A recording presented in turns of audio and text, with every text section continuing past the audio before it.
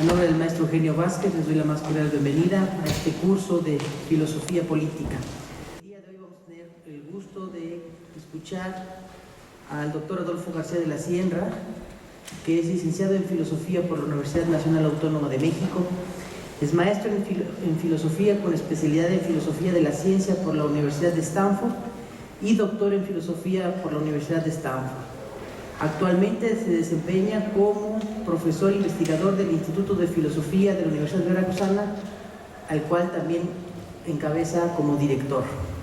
Sus principales líneas de conocimiento o sus principales líneas de investigación son filosofía de la economía, metodología y teoría económica. Cuenta con el reconocimiento como perfil deseable PROMEP y es miembro del Sistema Nacional de Investigadores nivel 2. Doctor Adolfo, pues le cedo el uso de la palabra y bienvenido al colegio.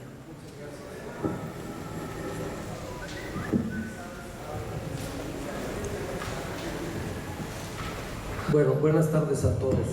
Me temo que esta conferencia sí va a ser un poquitín más técnica que las que se han presentado hasta el momento, pero bueno, es la naturaleza del tema, no puede ser de otra manera, porque hay que tratar, por ejemplo, el utilitarismo, y no es posible tratar el utilitarismo sin entrar en ciertos tecnicismos. El problema de la justicia distributiva, desde luego, es una materia, el tema es una materia que es muy importante para nosotros. Nosotros quiere decir los países de Hispanoamérica o de Iberoamérica un poco más ampliamente, o todavía más generalmente de Latinoamérica, para abarcar también Haití, que no es iberoamericano, ¿no? Es un tema muy urgente, es un tema que nos debe concernir. Debiéramos de ocuparnos más de este asunto. Creo que nos queda un poco remoto, pero es parte de la cultura.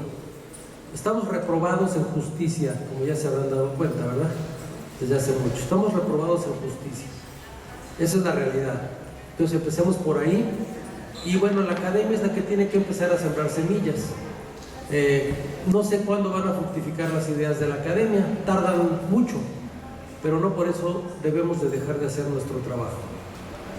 Aparentemente hay desesperación, a veces los problemas no se pueden resolver, no hay soluciones aparentes, hay desesperación. Pero nuestro trabajo aquí debe ser la reflexión, el entendimiento racional de los problemas, de las ideas, pues, y a partir de ahí eventualmente se podrán ir dando soluciones. Pero no es un genio o un mesías el que las va a dar, sino precisamente la educación de todo un pueblo. Entonces es un granito de arena, la colaboración en esa dirección. De manera que el tema es teorías de la justicia, pero no ni siquiera en general la teoría de la justicia, sino más concretamente de la justicia distributiva. Se puede tratar también el tema de la justicia en general. Algún autor clásico como Tomás de Aquino decía que la justicia tenía que ver con la ética, pero en las relaciones interhumanas. No es esto tan general aquí nada más nos vamos a ocupar del tema de la distribución, ¿verdad? El problema de la distribución es un problema que viene en nuestro país, concretamente en estas tierras, viene de muy atrás. Si nos remontamos a la época prehispánica, pues desde luego no podríamos anacrónicamente tratar de aplicarles criterios actuales a los habitantes antiguos de estas tierras, pero también es correcto decir que no existía, que era una sociedad sumamente estratificada, en donde la mayoría pues vivía a un nivel de subsistencia y era una élite muy pequeña la que realmente disfrutaba de la riqueza en plenitud, ¿no? Si nos pasamos al virreinato, pues la situación sigue estando estratificada, desde luego, sigue habiendo una estratificación y nunca nos caracterizamos por tener una sociedad igualitaria o con tendencia a la igualdad. Más bien en el virreinato la tendencia era mantener los estamentos, cada uno con sus privilegios, con sus derechos y con sus obligaciones.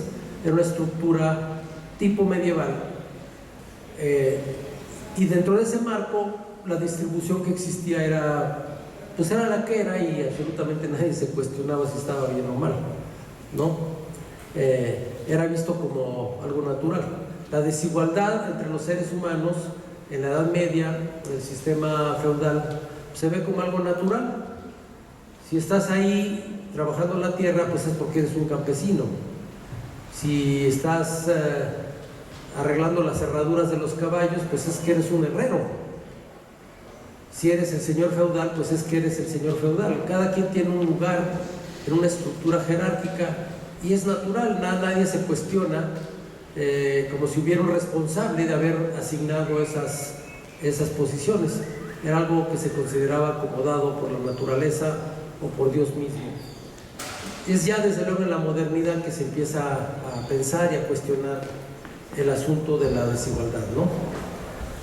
Bueno, hay varias teorías de la justicia distributiva en la actualidad y aquí solamente podré pues darles una probadita muy pequeña, simplemente notificarles su existencia, quizá con alguna breve noticia de su contenido. Son complejas, son profundas, hay grandes expertos en el mundo que se ocupan de estudiarlas y aquí solamente es una pequeña introducción para que puedan ustedes paladearlas y enterarse de que el tema ha sido tratado, además de una manera bastante interesante.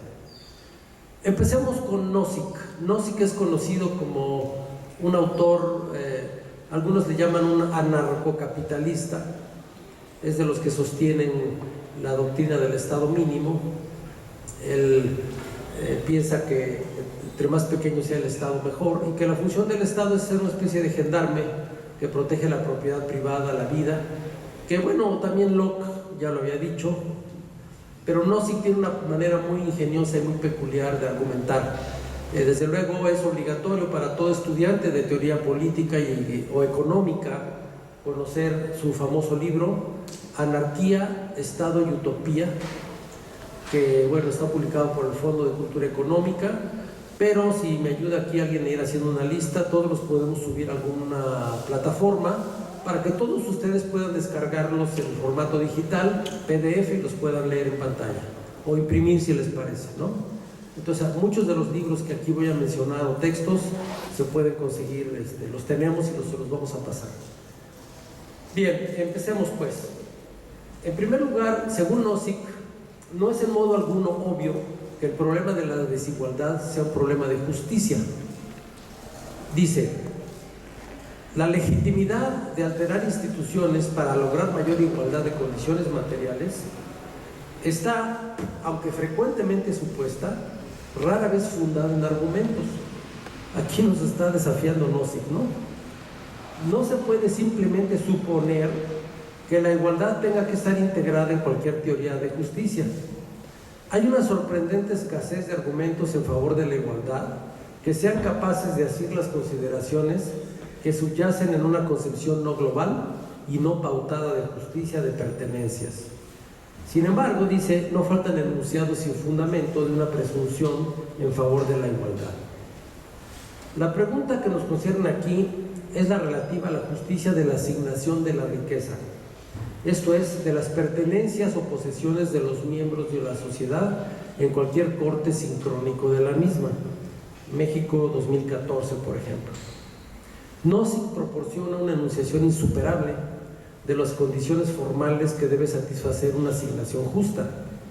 La primera tiene que ver con la adquisición original de las cosas sin dueño, como la tierra virgen y no habitada. La segunda, con la transmisión de las pertenencias de una persona a otra. Si se pudiera dar una explicación convincente, completa y verdadera acerca de la justicia en la adquisición original y en la transmisión, se podría decir que una asignación es justa si, solo si ha sido alcanzada a través de procedimientos justos de adquisición y transmisión de las propiedades. Desde luego, explicar en qué consiste la justicia de esos procedimientos no es algo sencillo en lo absoluto, si bien Nozick tiene su propia visión del asunto. Pero bueno, aquí está un problema que les dejo planteado. ¿En qué consiste la justicia de la de esos procedimientos, es decir, la justicia de la adquisición original y la justicia de la transmisión.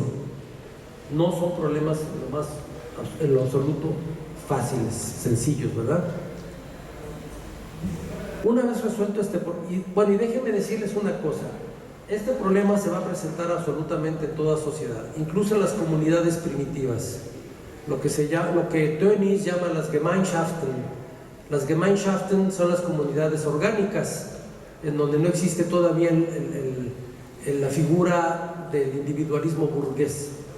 ¿Sí? Las comunidades primitivas son indiferenciadas, no hay instituciones diferenciadas y tampoco existe la idea de un individuo con intereses individuales, sino que todos son parte de un todo orgánico, de una comunidad, y en donde, o al menos originalmente, no hay realmente un mercado. No hay un mercado en el sentido de que no hay la asignación de las cosas no se lleva a cabo a través del intercambio mercantil, es decir, de la confrontación en un espacio de individuos con propiedad privada que llegan ahí a intercambiar conforme a su utilidad, conforme a sus intereses, sino que usualmente la asignación se hace a través de un cuerpo directivo, gobernante, de un líder, de un cacique o de un, como se le quiera llamar, el gobernante o un cuerpo de gobierno que decide primeramente cuáles son las cuotas de trabajo para cada quien. Hace una asignación del trabajo a los diferentes individuos de la sociedad o a las diferentes familias y luego del producto a sí mismo del trabajo. Entonces no existe la mediación del mercado, sino que todo se hace de manera centralizada. Así funcionaba en ciertas comunidades primitivas, en clanes, en tribus, en lugares así. No existe pues esta figura del mercado, no hay dinero tampoco, no hace falta el dinero. Un estudio interesante de esto se encuentra en la obra de Ernst Mandel, creo que se llama Introducción a la Economía Marxista, y no se necesita ser marxista ni mucho menos para encontrar realmente interesante su explicación de las diferentes formas de distribución de la propiedad, de la organización del trabajo y de la distribución del producto también. Entonces hay muchas formas, pero finalmente también en esas comunidades aparece el problema de la justicia distributiva. Tiene que ver con la cohesión social de la sociedad. Si por ejemplo tú le cargas la mano a una familia en jornadas laborales, entonces obviamente esa familia se va a resentir, va a sentir que hay una injusticia. Ellos tienen que trabajar más duro que los demás. ¿Por qué? Como que todos tendrían que jalar parejo, ¿no? Más o menos trabajar las mismas horas.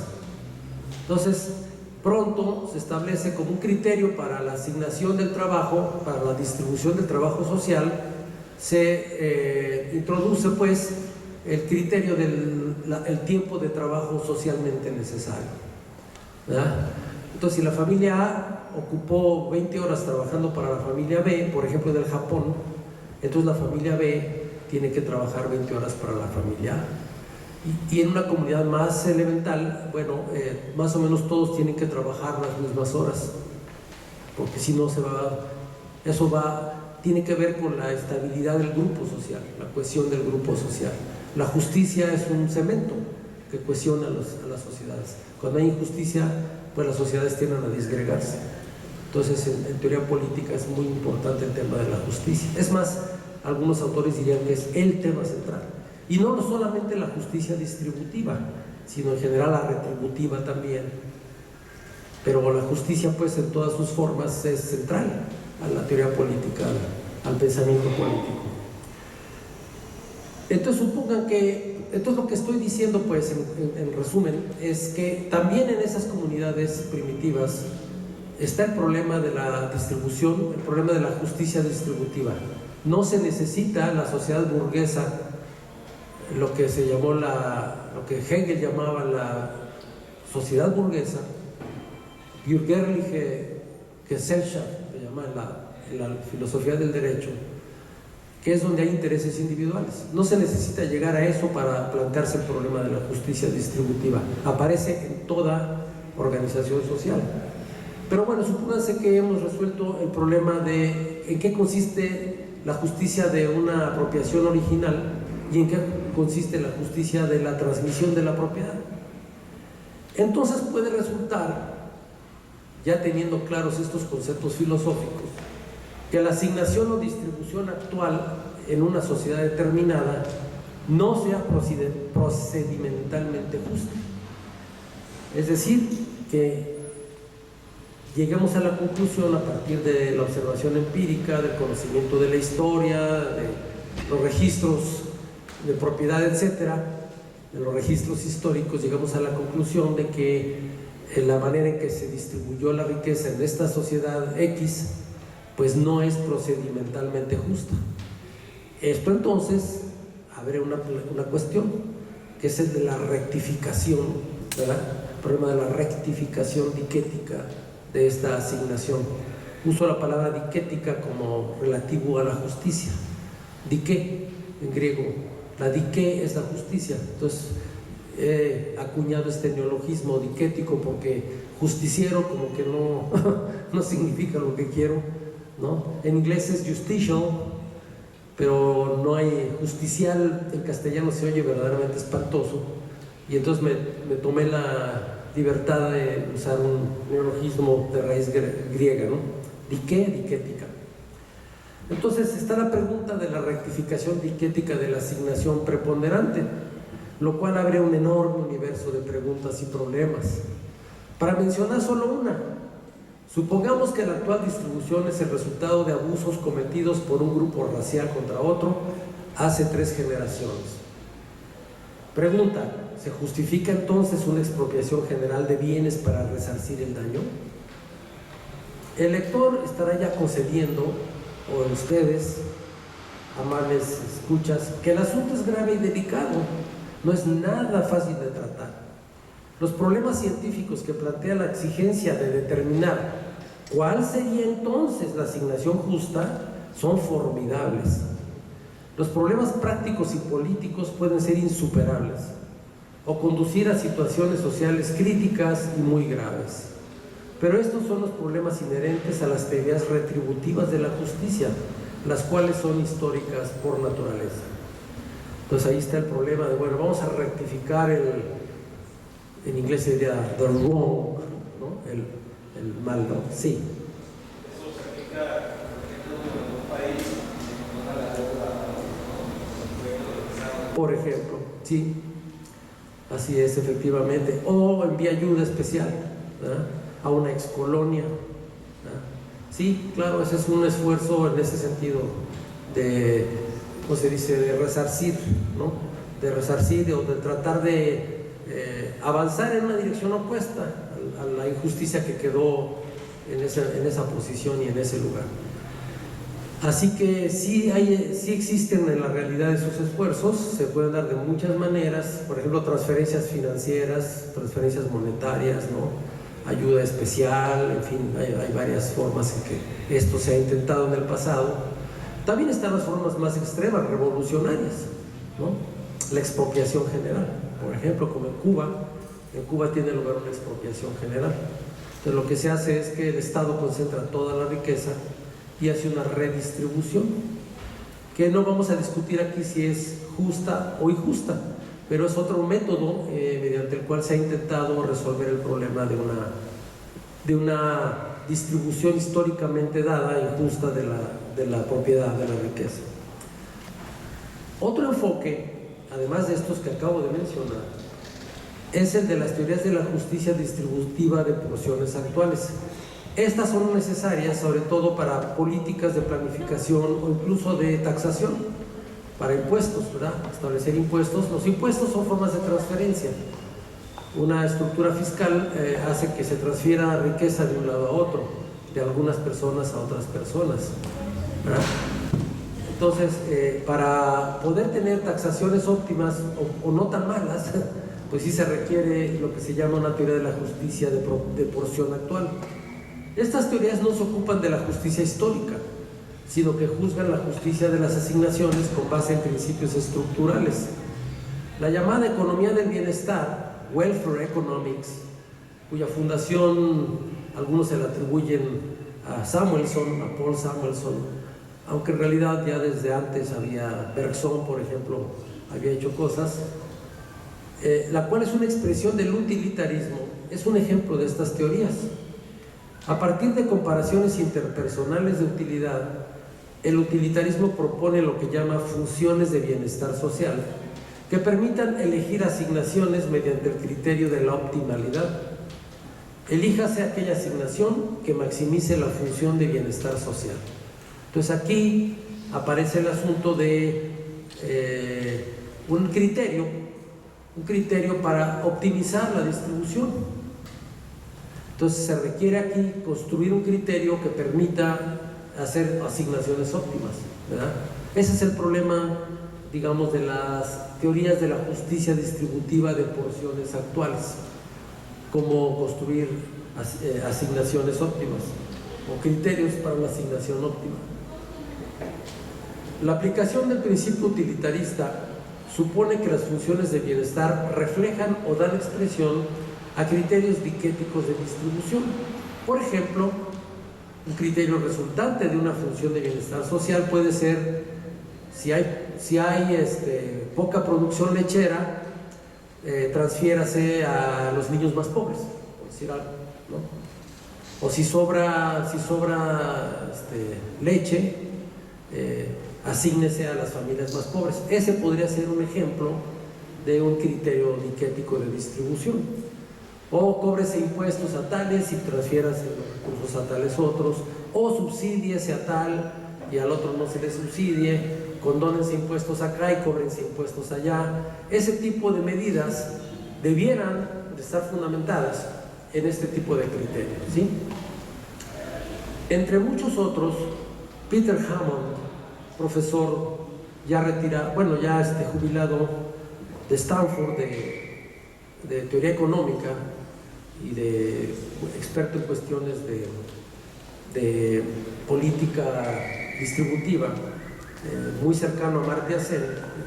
Yo lo conocí porque fue mi sinodal en mi examen profesional, tuve la fortuna de tratarlo, y él ha defendido la realidad y conveniencia de las comparaciones de utilidad.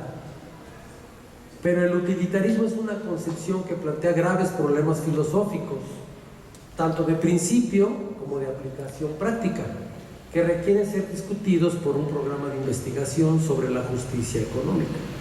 En todo caso, cualquier teoría de la justicia económica está obligada a defender una concepción sólida y coherente de la justicia distributiva de porciones actuales. Si no es utilitarista, pues entonces dinos cuál, pero lo que no se puede es evitarlo, ¿no? Necesariamente hay que hacerlo. Bien, entonces quiero platicarles un poco del utilitarismo. El utilitarismo es una doctrina que va surgiendo con Jeremías Bentham, por allá de principios del siglo XIX, fines del XVIII, en Inglaterra, aunque un antecedente de este es Condillac, en su famosa teoría de las sensaciones. Condillac es el que tiene este modelo del hombre como una especie de estatua que de repente empieza a adquirir características humanas, ¿no? Entonces es una visión del ser humano que viene pues de la ilustración directamente. Condillac ciertamente era un pensador de la ilustración francesa, y ellos empiezan a hablar, Bentham empieza a hablar del placer y del dolor.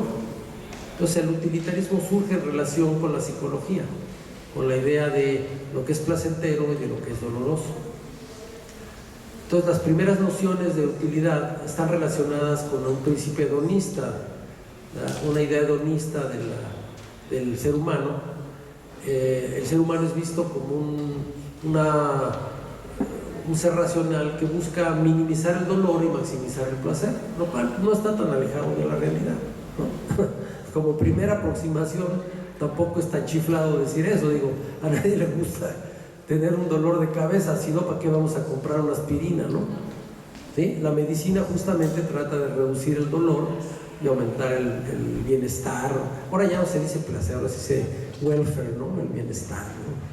Bueno, y muchos políticos y las mismas leyes hablan del bienestar social, el bienestar, ¿no? Procurar bienestar para tu familia, por ejemplo, fue un eslogan por ahí, ¿no? Bienestar para tu familia.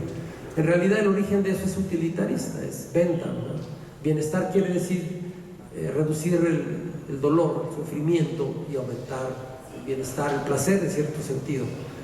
En una interpretación muy rudimentaria del hedonismo, pues claro, lo asocia uno con los placeres sensuales, ¿no? Que son el comer, el dormir bien, las relaciones sexuales, cosas muy directamente ligadas a la sensación, digamos en la parte más animal, pero no necesariamente se tiene que interpretar en este sentido. También se puede hablar, por ejemplo, del deleite de escuchar música, del arte, ¿no? O ya más sofisticadamente de hacer ciencia, ¿no? El placer intelectual, el gozo intelectual de entender un problema, de resolver un problema, o el gozo de leer un buen libro de literatura. Entonces el hedonismo se puede incluso entender así de manera muy sofisticada, ¿no? Sumamente sofisticada.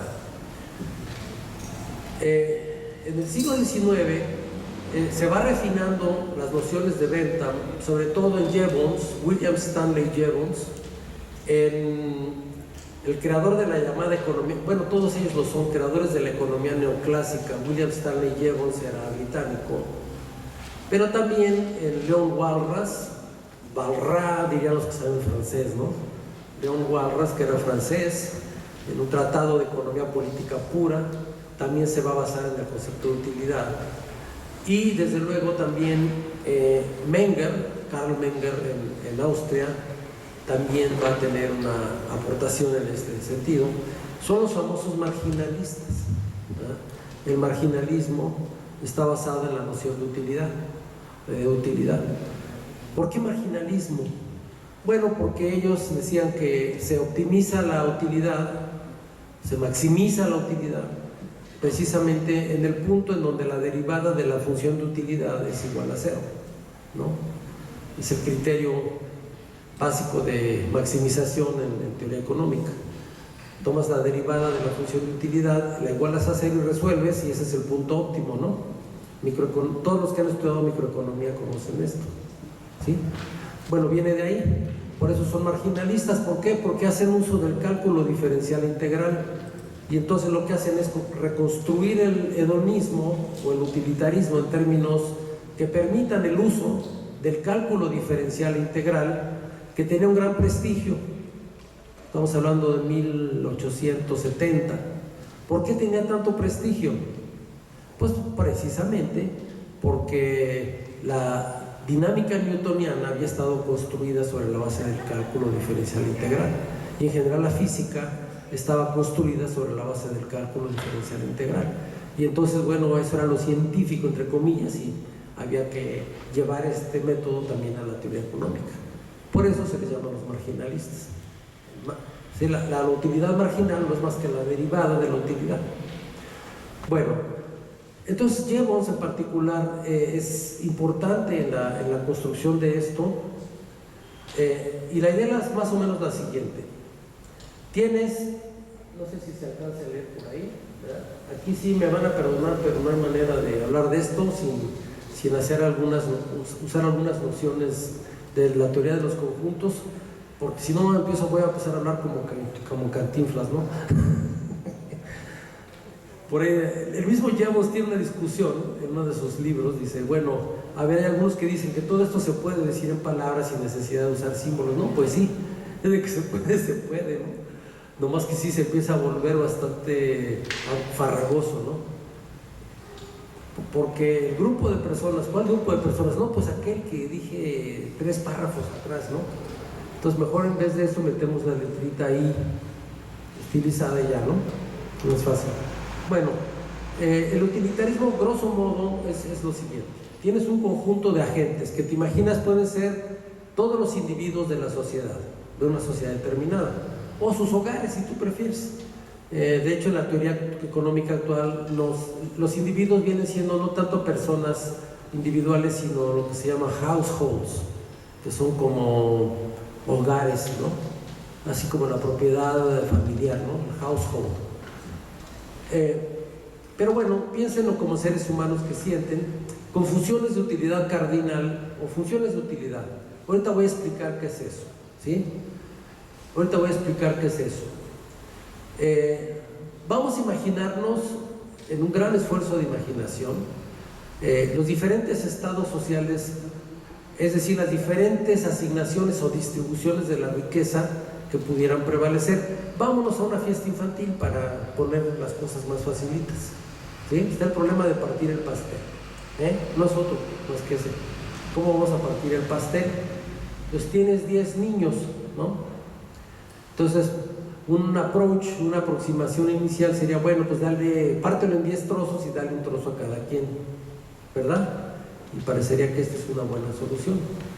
Sin embargo, ¿qué puede suceder? Puede suceder que haya un niño al que un décimo del pastel le resulta demasiado, no se lo va a acabar, no tiene tanto gusto, o se llena muy rápido, se satisface muy aprisa. En cambio hay otro que es más tragoncito, ¿no? Entonces, en algún sentido, esta asignación, estamos suponiendo que no se pueden transferir los pedazos, ¿sí? El que sobró se tira a la basura. Suponemos que no hay transferencias de pedazos de pastel. Entonces, esa asignación resulta no ser óptima, ¿verdad? ¿Por qué? Porque hubiera podido haber una mejor asignación, ¿de acuerdo? Entonces, el problema es no meramente a rajatabla dividir entre 10 y repartir, sino hay que tomar en cuenta otros criterios. Esos criterios se plantean a través de lo que se llama técnicamente una función de utilidad. ¿Qué es una función de utilidad? Es una medición, es una correlación, es un índice que te dice, bueno, de todas las posibles particiones del pastel, ¿no? De todas las posibles particiones del pastel, cada niño va a decirnos cuál es la que más le gusta. Supongamos que hay 7 posibles particiones del pastel. Entonces, vamos a llamar a esas 7 particiones del pastel los estados sociales posibles, ¿de acuerdo? Y de esas 7 particiones del pastel, cada niño va a hacer una evaluación, los va a jerarquizar. Va a decir cuál es la que más prefiere él y cuál es la que menos prefiere el niño. Y eso es una función de utilidad. Si yo te digo, a ver, hazme una lista de los modelos de automóviles y ponme mero arriba el coche que más te gusta y el que tú te comprarías si pudieras comprar. Entonces ahí vas a poner no sé, a lo mejor un Lamborghini o un Bugatti, ¿no? Y así te vas a ir para abajo. Eso es un ranking, es una jerarquización, un ordenamiento de los modelos de automóviles. Todos los días lo estamos haciendo, ¿sí? De hecho, tú no puedes ir a la compra al súper si no llevas un ordenamiento, ¿de acuerdo? Tienes que llevar ya una idea de lo que vas a comprar y de lo que más prefieres y lo que menos prefieres. Bueno, ese ordenamiento de lo que menos prefieres a lo que más prefieres es lo que se llama una función de utilidad. No más que aquí, en vez de hacerla sobre pedazos de pastel, vamos a hacerla sobre estados sociales. A ver, ¿cómo te gustaría que estuviera distribuida la riqueza actual del país? Y amplíalo si quieres, los talentos, las capacidades, ¿no? ¿Verdad? ¿Cómo te gustaría que estuvieran distribuidos? Pues muy igualitarios, van a decir, no, pues a mí me gustaría que más o menos todos tuviéramos el mismo nivel de vida. ¿Está bien? Es un criterio, ¿verdad? Entonces tu función de utilidad va a poner mero arriba un estado social, ¿ok? X es el conjunto de todos los estados sociales, ¿verdad? Entonces va a poner mero arriba un estado social muy igualitario, tal vez. Sin embargo, el otro camarada va a decir, no, eso no me parece justo, ¿no? Hay algunos que son muy flojos y no trabajan y no se esfuerzan, ¿por qué les vamos a dar lo mismo que a los que sí se esfuerzan? Y entonces hará tendrá otra función de utilidad, si me van siguiendo, totalmente diferente, es decir, otro ordenamiento de los estados sociales diferentes. Aquí estamos ordenando los estados sociales con base en un criterio de justicia, lo que nosotros creemos que es justo, ¿sí? A mí me parece justo que parejo todos tengan lo mismo, exactito, así, que se vistan hacia el estilo Mao, todos con la misma camisa y todo igual. Ese puede ser un criterio de justicia. Alguien pensará que eso es justo. Otro te va a decir, no, hay que hay que distribuir al que trabaje más duro, ¿no? Hay una cierta ética del trabajo, ¿no? Otro te dirá, no, hay que repartir con base en la herencia, pues se llama, no sé, apelando quizá a privilegios raciales o a superioridad racial. Ese es otro criterio de justicia que puede aparecer por ahí.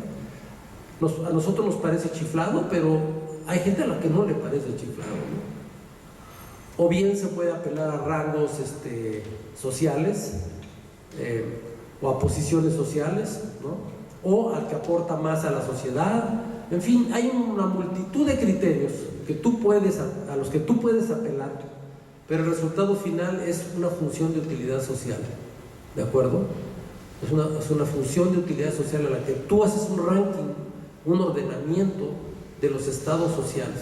Claro, este concepto de estado social es pesado, es muy pesado, porque imaginarse todas las posibles distribuciones en un país de 100 millones, pues sí está medio, digo, ni una computadora así muy poderosa lo podría hacer quizá, ¿no? Es muy difícil hacer eso.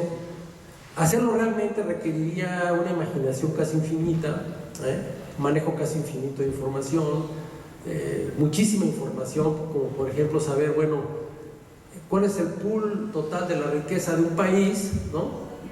Lo que Marx llamaría la riqueza social. Lo que Marx llama la riqueza social es un agregado imaginario de toda la riqueza de una región, ¿no? O sea, si tú haces abstracción de las relaciones jurídicas de propiedad y juntas todo lo que hay, haces una listota de todos los edificios, automóviles, muebles, todo, obtienes lo que Marx llamaba la riqueza social, que en realidad está distribuida en forma de propiedad privada. Sin embargo, Marx insiste, bueno, es una riqueza social porque hay una potencialidad de redistribución, simple y sencillamente, ¿no? Podría estar distribuida de otra manera distinta, no como está realmente. Por eso es social.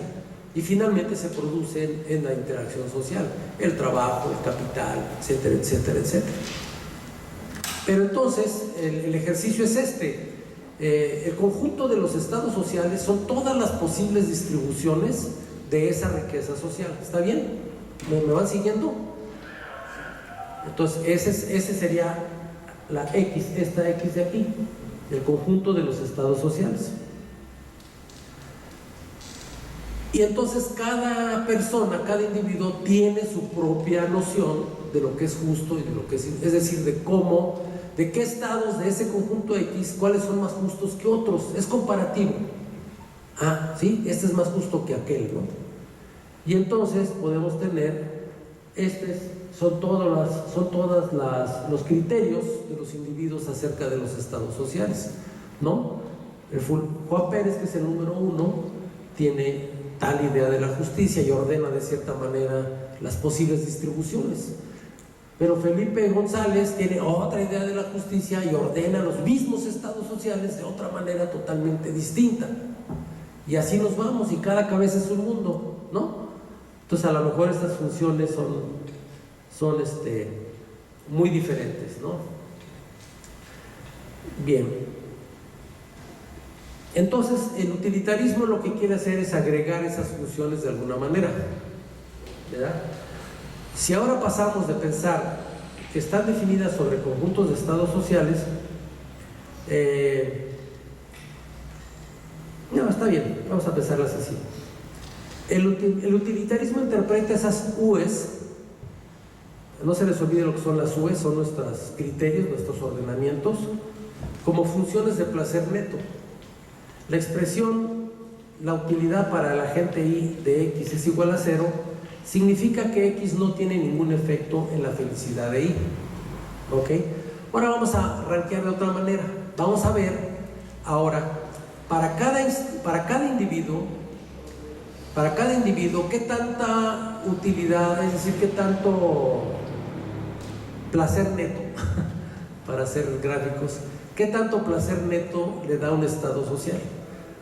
Ya no vamos a hacer ahorita una distribución conforme a nuestros criterios de justicia, sino que para poder pasar al utilitarismo, ahora lo que tenemos que hacer es, para cada individuo necesitamos saber qué bienestar neto o qué placer neto le brinda cada estado social. Entonces, para el individuo un estado social le va a brindar una cierta cantidad de placer neto, pero para otro individuo ese mismo estado social a lo mejor no le brinda ese placer, sino menos. ¿Vamos? ¿Ok? Pues obviamente en una distribución tú vas a decir, aquí yo soy de los ganones, ¿no? Y otro va a decir, no, yo salí perdiendo en la feria. Oye, ¿y cómo está la situación social? Híjole, está requete mal, mano. Y le preguntas al otro y te dice, no, está bien suave. ¿Por qué? Pues porque el estado social del que están hablando, el que prevalece, a uno le reporta más utilidad que al otro. Entonces cada quien habla según le fue en la feria. Entonces ahora estas funciones U lo que van a hacer es reportar cómo le va a cada quien en la feria. ¿De acuerdo? Entonces imagínense que podemos saber para cada individuo qué placer neto le reporta el estado social X. Y esto lo hacemos para todos los posibles estados sociales, como ya los hemos descrito. Y de esa manera podemos saber cómo le va a cada quien en cada estado social. ¿Sale? Es posible suponer que algunos agentes tienen mayor peso que otros, de modo que el placer de los primeros debe tener un valor social más alto que el de los segundos. Esta es una visión no igualitaria, ¿verdad? Entonces, si eres de la aristocracia, entonces tu placer vale más, ¿no? O más perversamente, si eres un sibarita, un gourmet, tú sí sabes apreciar lo que es un Lafite, cosecha, ¿no? Entonces, los buenos vinos se te deben dar a ti, no a los pobres, ¿no? ¿Por qué? Pues porque los pobres tienen tan rasposo el paladar, tan poco educado, que no van a apreciar lo que es un buen vino, ¿no? Entonces, un vino Lafite a un pobre le da 5 utiles de bienestar, mientras que al refinado le da 20. Entonces, socialmente, ¿cómo se maximiza la utilidad? Pues dándole Lafite al rico, ¿no? Si se lo das al pobre es un desperdicio, ¿no? Esa es una consecuencia del utilitarismo.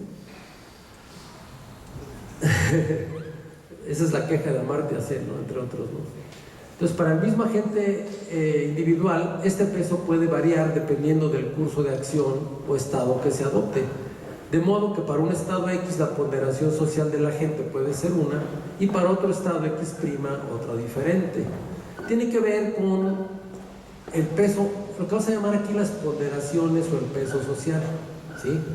En una comunidad no de mercado, en una economía que no es de mercado, esas ponderaciones de hecho se daban. A ver, al chamán le damos más pescado o menos pescado que al campesino que fue ahí a labrar la tierra. No, pues el chamán pesa más, ¿no?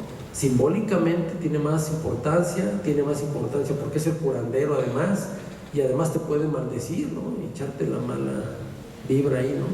Entonces mejor le damos más peces al curandero que al campesino. Esas son las ponderaciones de las que estoy hablando, ¿sí? O en una sociedad de castas, simplemente por el hecho de pertenecer a una casta te toca una porción superior a la de otra casta. Entonces esas ponderaciones sociales se van a ir diluyendo en la sociedad burguesa. La economía burguesa las va a ir diluyendo, y el criterio, las ponderaciones van a ser diferentes, ¿no? Va a haber otras razones por las cuales se hace la distribución, que tiene que ver con la propiedad de los medios de producción, obviamente, ¿no? Pero la idea es que en una sociedad democrática capitalista no debe haber esas ponderaciones, precisamente, no deben existir. Bien, entonces, si quieren ustedes meter las ponderaciones, se puede meter mediante otra función de ponderaciones, que pueden variar dependiendo del estado social, ¿no? Si hay una buena cosecha, entonces le va mejor a los campesinos, los ponderamos mejor, ¿no? Si hay guerra y nos salvaron los guerreros, pues entonces la ponderación que para los guerreros puede ser mayor en ese estado social. Entonces depende, ¿no?, del estado social. O bien puede ser constante, no importa el estado social, siempre la ponderación va a ser la misma. Y en un caso más igualitario o más igualitarista, la ponderación es constante e igual a 1 para todos, es decir, realmente desaparece la noción de ponderación, ¿sí? Y entonces podemos introducir la primera noción rudimentaria de corrección moral o diquética o justiciera, si tú prefieres, del utilitarismo, que es la siguiente: una acción o un estado social es moralmente correcto si solo si se tiene que la utilidad que le reporta a cualquier agente I es mayor que la que le reporta a cualquier otro estado social. ¿Sí se entiende? ¿Sí me van siguiendo? La utilidad que este estado social X le reporta al agente Y es mayor o igual que la que le reporta a cualquier otro estado social al mismo agente. Entonces es una idea básica de utilitarista, ¿no? Es lo que se llama el principio de Pareto, ¿no?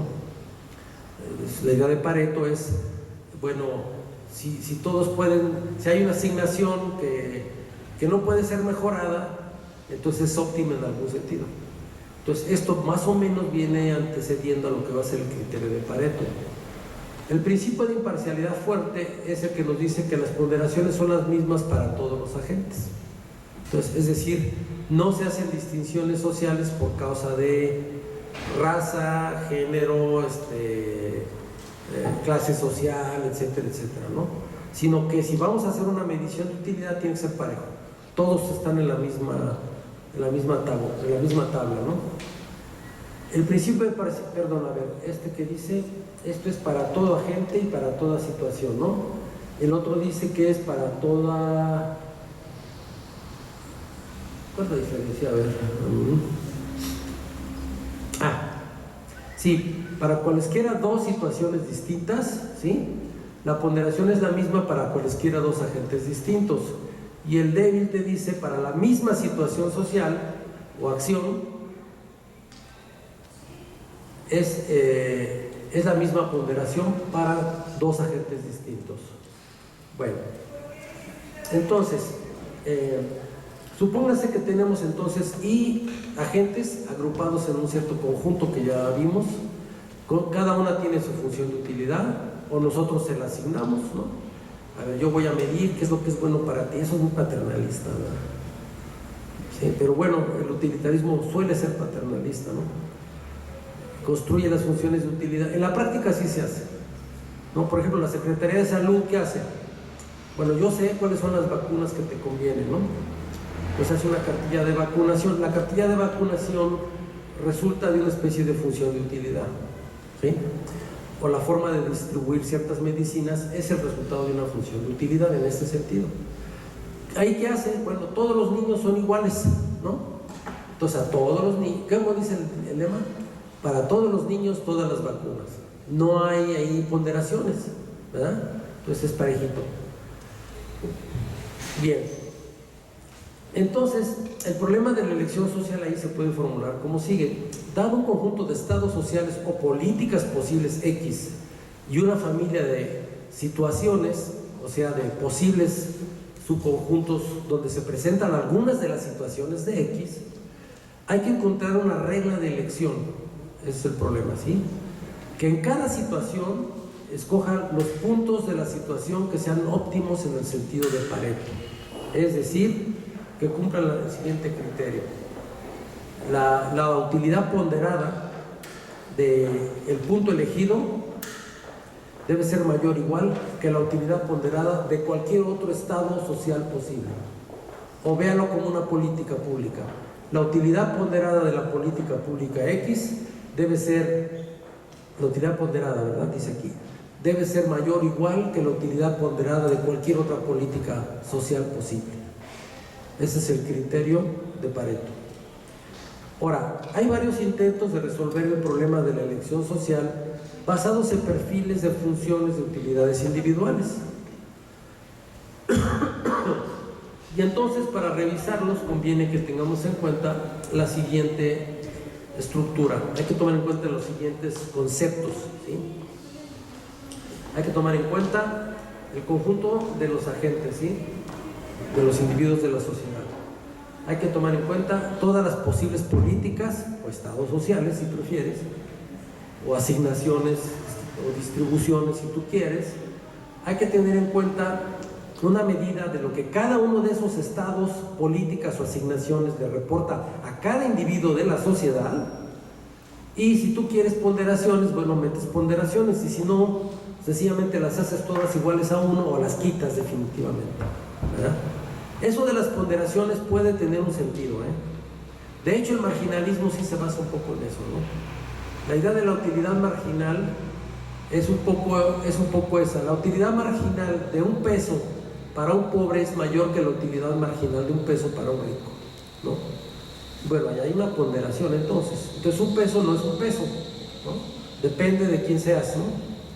Si eres slim, pues un peso no es tan importante, pero si eres una persona sumamente, la viejita de las pepitas de la esquina, pues a lo mejor un peso para ella representa comer, quedarse con hambre o sin hambre, ¿no? 2 tortillas más, 3 tortillas más, que son esenciales en una dieta.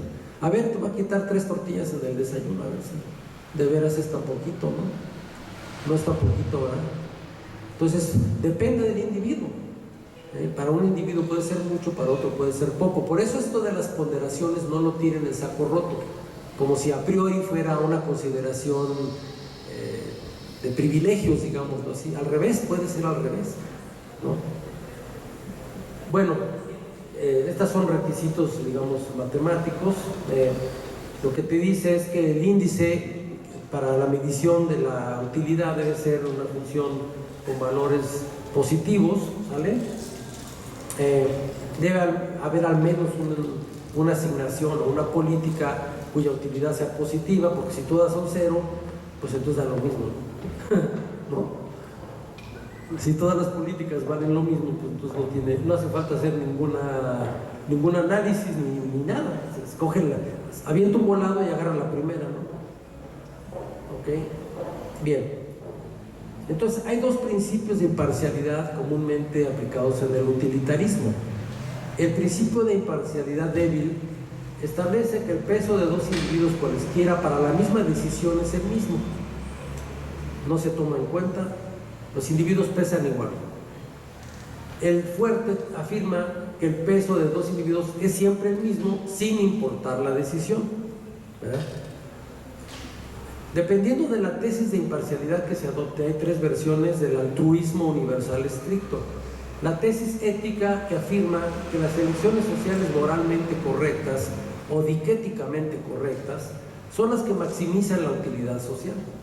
Estas 3 versiones constituyen 3 intentos por resolver el problema de la elección social. El primero dice lo siguiente: el primer criterio lo que te dice es que elige en cualquier situación simplemente tomando lo que ya habíamos dicho, ¿sí? La utilidad ponderada, elige aquella asignación cuya utilidad ponderada sea mayor que la utilidad ponderada de cualquier otra asignación, ¿está bien? En cada situación que se presente. Y la débil lo que te dice es, vamos a ver cuál es la diferencia aquí. Bueno, lo único que cambia es si utiliza el principio de ponderación fuerte o el débil, ¿no? Pero la idea es, lo único que cambia aquí es el criterio de la ponderación, pero es la misma idea. Maximiza, es decir, elige aquella distribución social que maximice la utilidad ponderada, es decir, que sea superior a cualquier otra distribución de la riqueza social. En una estructura utilitarista con imparcialidad fuerte, lo que te dice es, bueno, para empezar, las ponderaciones no valen nada, no cuentan, ya ponlas en 1 o quítalas francamente del escenario, y sigue siendo maximiza, ¿ok? Escoge aquella ponderación, aquella distribución de la riqueza social que maximice la utilidad para cada uno de los agentes. Ya quita lo ponderado porque ya viene sobrando, ¿no? Ahora bien, el problema con las estructuras utilitaristas sin imparcialidad o con imparcialidad débil o fuerte es que las 3 presuponen que en cada situación existe al menos un punto que es óptimo para todos los individuos, lo cual en general no es el caso. Entonces aquí te empiezas a meter en los meandros de la teoría, porque dices, no, pues está bien, escojamos una distribución que maximice la utilidad de todos, ¿no? El problema es que puede haber situaciones en las que ese punto no existe, simple y sencillamente, ¿eh? Entonces, en su versión fuerte requiere que se elija aquella acción que maximice la utilidad ponderada del mayor número de individuos, y la débil solo requiere que se elija la acción que brinde alguna utilidad positiva ponderada al mayor número de individuos, ¿eh? Dejamos las fórmulas en la medida de lo posible y vamos a hablar del concepto más bien, ¿sale? Entonces, en la fuerte, lo que te está diciendo es, esta fórmula lo que te está diciendo es, escoge aquel punto en cualquier situación que maximice la utilidad de los más que se pueda, ¿no? O sea, si un punto maximiza la de 3 y otra distribución maximiza la de 5, entonces te quedas con ¿cuál? Con la que maximiza la utilidad de los 5 en vez de la de los 3, ¿sale? Ahora,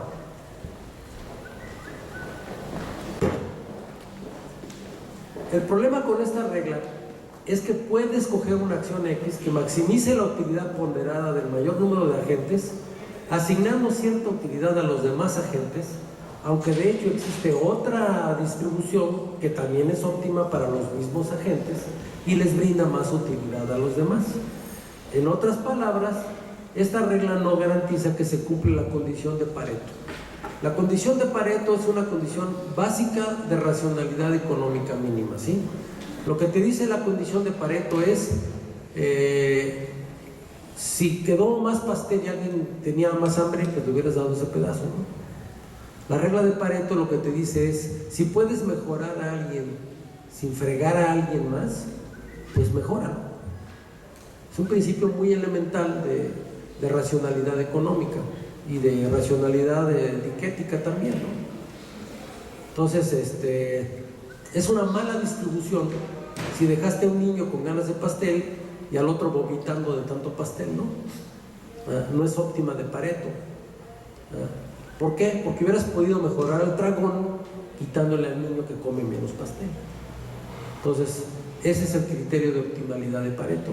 No es particular, es más bien como de racionalidad elemental, ¿no? Casi de sentido común se podría decir, versus otros criterios que son más sutiles, ¿no? Pero la de Pareto es mínima, no máxima, ¿eh? Es una condición mínima.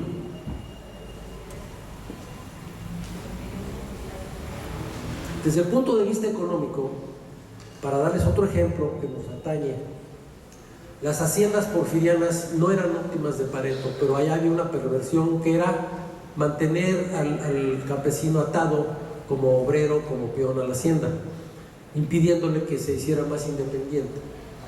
¿Dónde está la irracionalidad del asunto desde el punto de vista del óptimo de Pareto? Que había tierras ociosas. Entonces, si el campesino se le hubiera permitido cultivar esas tierras, hubiera habido más comida para todos sin disminuir la porción del patrón, ¿verdad? No se le iba a quitar nada al patrón.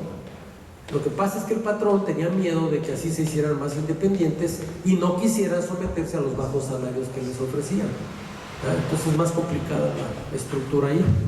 Pero no era óptimo de Pareto, la distribución de la tierra ciertamente no lo era, y de las siembras tampoco. ¿Sí me entienden? Entonces lo que es el óptimo de Pareto, ¿no? Bueno, entonces en una estructura utilitarista débil, vamos a ver, el utilitarismo clásico débil comparte con las tres primeras versiones el problema de que presupone demasiado. Nada garantiza que en toda situación exista una política, una distribución que brinde utilidad positiva a alguna gente. A lo mejor hay alguna situación en la que ninguna le brinda utilidad positiva a alguien. Nada, a priori nada lo garantiza, ¿eh? En ese caso, el conjunto de elección sería vacío, ¿sí? Es decir, no habría forma de elegir racionalmente cuál es la distribución. Ese sería el problema, ¿no? Que no te da un criterio de elección realmente. Entonces, ¿cómo evitar estos problemas en el utilitarismo? Es a través del utilitarismo aditivo, el cual postula una forma particular de agregar las funciones de utilidad ponderada individuales, que es la suma de las mismas. ¿Ok? En el fondo, la regla de agregar dichas funciones es una regla, es una función arrowiana. Dentro de 15 días vamos a ver qué es eso, con qué se come. Viene de Arrow, por el teorema de imposibilidad que vamos a ver en 15 días. Entonces se le llama arrowiana por Arrow. Es una regla que construye una función de utilidad que no es del tipo Bergson-Samuelson. Eso también lo vamos a ver en 15 días. Es decir, es una suma ponderada, simplemente, ¿sí? Es una suma ponderada. Entonces agárrate las utilidades, y la utilidad social de la política o de la distribución X de la riqueza es la suma ponderada de las utilidades que esta misma distribución le brinda a cada uno de los agentes de la economía. Entonces súmala, ¿de acuerdo? ¿Y la regla cuál va a ser?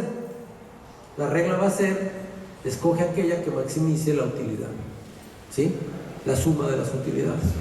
Entonces, que escoge aquel punto que maximice la suma de las utilidades ponderadas individuales. Esa es la regla clásica del utilitarismo, ¿sí? Esta es la función de bienestar social típica clásica del utilitarismo que muchos planificadores sociales utilizan, a veces implícitamente, como aquel personaje de Molière, como decía Pangloss, que hablaba en prosa sin saberlo, ¿no? Maximizan funciones de utilidad social, implícitas, más o menos implícitas, ¿no? No se pueden diseñar políticas sociales sin tener funciones de utilidad social. No tienen que ser aditivas, pero bueno, entonces el problema es de qué forma tienen que ser, y esto ya nos lleva en los vericuetos, desde luego, de la teoría de la utilidad, que no es exactamente el tema de hoy. Estamos introduciendo a teorías de la justicia distributiva. Esta es una, ¿verdad? ¿Cuál es el criterio de justicia aquí? Es bienestar, maximiza el bienestar social, ¿ok?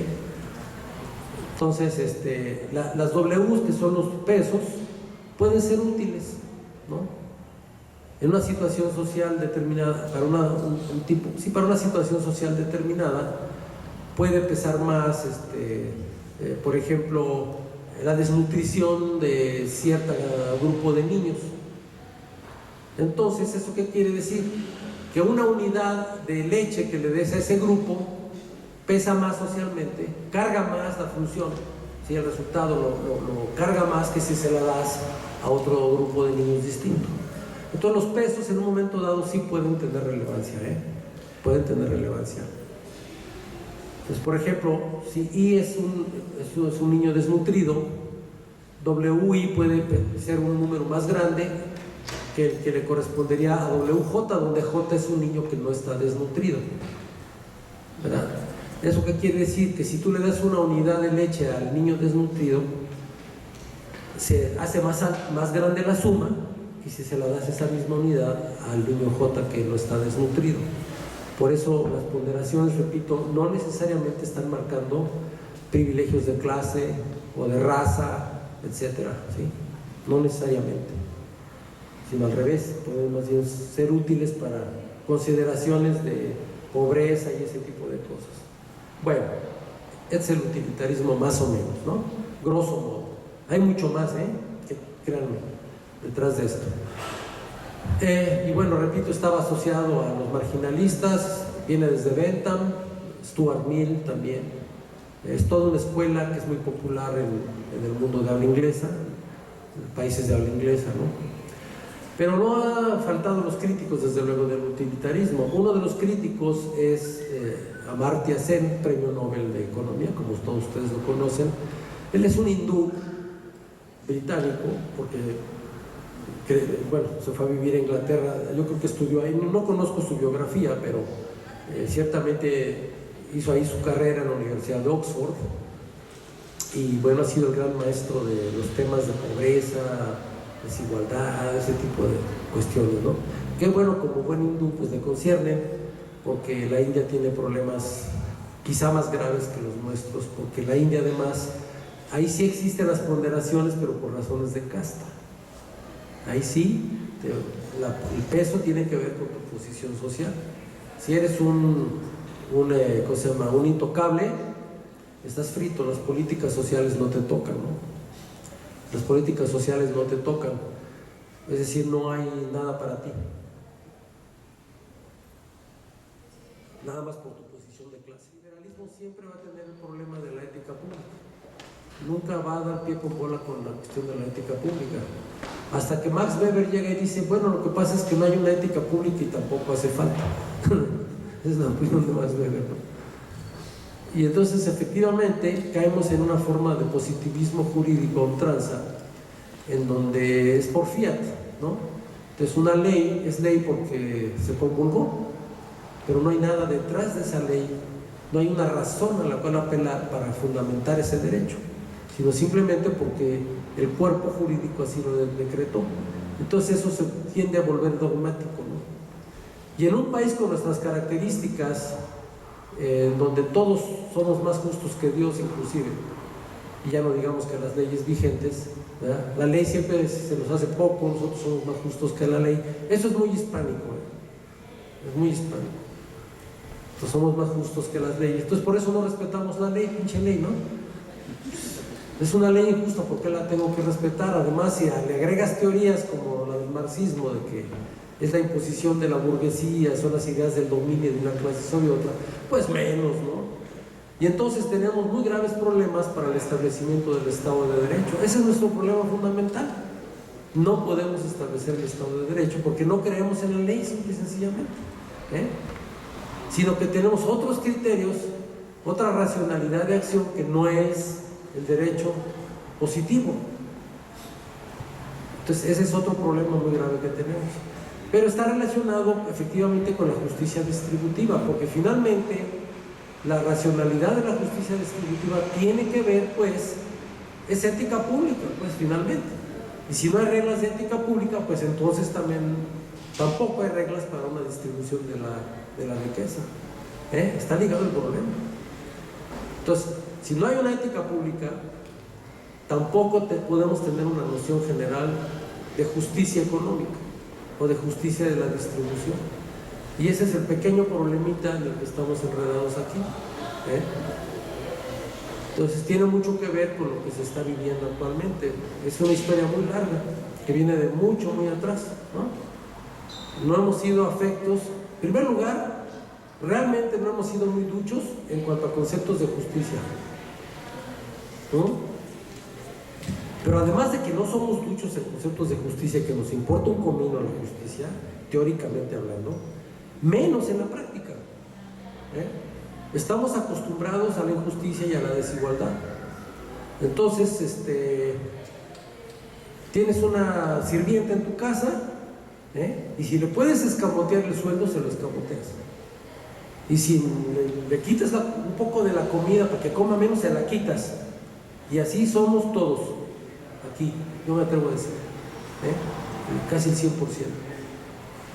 Entonces, entre más pobres los ves, más les escamoteas el sueldo, no les das prestaciones, o sí les damos, no les damos. Entonces, es siempre estar buscando la manera de dar lo menos y de ser lo más injustos posibles con los que están subordinados a ti. Y eso es a todos los rangos y en todos los niveles de la sociedad en la que vivimos, ¿o no? Entonces tenemos ese problema. Y por consiguiente, tenemos el grave problema de formular leyes con las que todos estemos de acuerdo y actuemos conforme a ellas. En Nueva España, el rey mandaba cédulas o mandatos o leyes o reglas, ¿no? ¿Y cuál era la respuesta? Para empezar, eran obsoletas, porque ya cuando llegaban, ya la realidad había cambiado y ya no se aplicaban, ¿no? Entonces, ¿cuál era la respuesta? Obedézcase, pero no se cumpla. Entonces, en Nueva España es obedézcase, pero no se cumpla. Entonces nos acostumbramos a resolver en la práctica, eso sí nos volvimos muy duchos y muy prácticos, a resolver los conflictos y los problemas. ¿Por qué? Porque las leyes eran inoperantes, realmente eran inaplicables, ¿no? Y luego llegan los liberales en el siglo XIX a decirnos cuál es la ley racional y verdadera. Órale, bola de indios, ya les llegó cómo debe de ser la ley, ¿no? Y entonces nos imponen una ley que a lo mejor estaba bien para Alemania central, ¿no? Mítelo y Europa, ¿no? Pero pues quién sabe para el México del siglo XIX, ¿no? A lo mejor no era muy apropiada, pero ese ha sido un conflicto permanente. Y entonces este tema no se puede divorciar de ese problema histórico que venimos arrastrando. Definitivamente no lo podemos separar. Entonces, bueno, ¿a quién le extraña que no vivamos conforme al Estado de Derecho? No hay Estado de Derecho, porque no somos así, no estamos construidos así. Entonces la pregunta es, ¿nos vamos a construir así y cómo? ¿Verdad? Pero eso se tiene que ir discutiendo desde las academias e ir bajando al pueblo en general, ¿no? Pero no puede ser por imposición ni por un genio que se puso ahí y ahora sí ya llegó el Salvador, ¿no? Todos esos mesías en este país definitivamente no se les cree, no se les cree. Ya desde el siglo XIX ya todos los mesías, el pueblo de México los ha repudiado, los ha rechazado, no creen en ellos, ¿no? Hemos creído en otro tipo de soluciones, pero no en eso. ¿Por qué? Porque somos así como conscientes, cínicamente conscientes de que la bronca está más canija que eso, ¿no? Que el problema está mucho más arraigado, más profundo que eso. Entonces no lo vamos a resolver con un genio que va a llegar de un momento a otro, ¿verdad? Bueno, esas son algunas ideas, nada más una reflexión sobre este tema, ir sensibilizándonos al tema de la justicia, ¿no? Estamos reprobados, definitivamente. Hay países que no están tan mal, son más duchos, más sensibles, creo yo que operan con más, socialmente en la práctica, con más sentido de la justicia que nosotros. Nosotros no, definitivamente. Para nosotros la justicia es un concepto abstracto, es como una idea platónica, no es una realidad. Y en otros países sí hay una realidad. La justicia es una realidad que se vive y se respira. Aquí no. Entonces lo que quiero decir con esto es que no tenemos por qué creer que la justicia es una idea platónica, sino que tenemos que construir nuestra propia visión de la justicia, ¿no? Desde nuestros defectos y peculiaridades. Y bueno, pues con esto quisiera terminar y dejar abierto el problema de la elección social, precisamente, que tiene que ver con la justicia, que vería yo en 15 días. La próxima semana con Jacobo Ganza vamos a ver la visión cristiana del Estado y de la política, concretamente la democracia cristiana moderna después del siglo XIX. Vamos a hablar, desde luego, un poco de la antigüedad, vamos a hablar de los filósofos cristianos del siglo XVI, de la Reforma, de la entrada del liberalismo precisamente, y para ver cuál reaccionario fue el catolicismo y también el protestantismo cuando la revolución, y ver cuál es la respuesta ya posterior, ya no reaccionaria, tanto del catolicismo como del protestantismo, para dar cabida y origen a la democracia cristiana. Ese sería el tema de la próxima. Sería una visión de una doctrina social sustantiva, como diría Rawls, ¿no? Pero bueno, si vamos a hacer consensos traslapados, pues es una de las que habría que tomar en cuenta, junto con otras, ¿no? Entonces vamos a ver eso, y en 15 días veríamos el problema de la elección social, ¿no? Y de la democracia, que es muy fácil hablar de democracia, pero tiene sus problemas también la democracia. La regla de la mayoría a veces no sirve para resolverlo. Bueno, pues muchas gracias por su atención.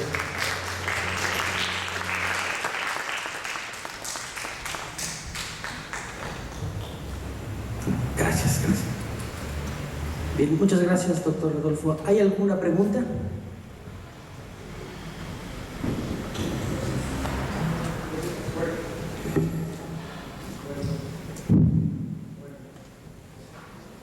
Bueno. Se oye bien. Más pregunta un comentario acerca de los trabajos que originó e inició precisamente Amartya Sen hacia el seno del programa de las Naciones Unidas para el Desarrollo del PNUD, sí. En torno al índice de desarrollo humano, donde hacia el 2000 el índice de Gini, el índice de desigualdad, son un elemento que primero se tomaba indistinto al índice de desarrollo humano. sea, era al margen. Pero hoy, hoy en los últimos estudios, casi todo viene ajustado por estos índices de desigualdad que nos está indicando esto, bueno, que es una preocupación planetaria y cada vez más insistente la desigualdad social existente en México y en el mundo. Sí, Luis, muchas gracias, profesor Luis Bello. Tenemos una discusión por ahí en varios temas. Sí, claro, Amartya Sen es de los que construyeron el coeficiente de Gini es una medida de la desigualdad. A ver, ¿cuál es el país más igualitario del mundo según el coeficiente de Gini? ¿Quién? No. Dinamarca. Tibio, maestro. Tibio. Dinamarca, dice Mauricio. A ver, ¿quién? Sí. No es Suecia. Es Alemania. Alemania es el país más sí, es tibio, sí. Es Alemania según el coeficiente de Gini, según la medida de Gini. Y en eso, fíjese, paradójicamente y curiosamente, en aras de la verdad histórica pura, Hitler tuvo mucho que ver, porque Hitler introdujo lo que se llamaba el servicio laboral del Reich, que obligaba a todo el mundo a servir, a trabajar, ¿no? Su símbolo era una pala y un pico, ¿no? Y marchaban incluso con las SS y las camisas pardas y todo, eran como camisas pardas del trabajo, ¿no? Y donde quiera que había algo que hacer, algún derrumbe o algún problema, ahí los mandaban a trabajar y tenían que ser de cualquier clase social, no importaba que fueras hijo de un conde, órale, a trabajar, ¿no? En el Reichsarbeitsdienst se llamaba, ¿no? Entonces eso fomentó mucho la igualdad. El nacionalsocialismo fomentó mucho la igualdad entre los alemanes, ¿sí? O sea, no entre los deutsches, sino entre los germanos, ¿no? Porque obviamente segregó a muchos alemanes legítimos como judíos, ¿no? ¿Okay? Sí, así es, Luis, efectivamente.